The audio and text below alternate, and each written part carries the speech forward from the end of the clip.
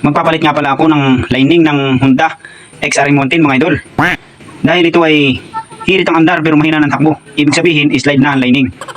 At pag naramdaman ninyo sa inyong motor na hirit ng andar pero mahina ang takbo, papalitan nyo na ng lining mga idol. At baka magkatama pa ang clutch housing nito.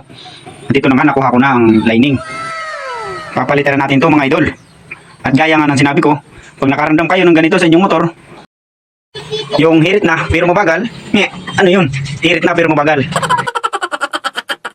Hindi, papalitan nyo na agad. At baka magkatama pa ang clutch housing, ay lalo pang lalaki ang gastos. Ito na, matatapos na. Sigurado, malakas na ito sa lusong. At shoutout nga pala sa may-ari ng motor na ito, kay Chris Samando, taga-Abuyuin. Dayo pa ng Aluyon para makaranas ng motor na malakas sa lusong. Salamat sa inyong lahat mga idol. At patulong naman kay Katuktok mga idol.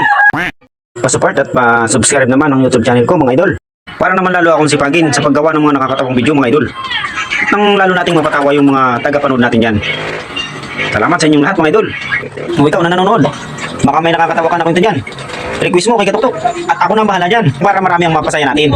Salamat! Bye-bye! I love you!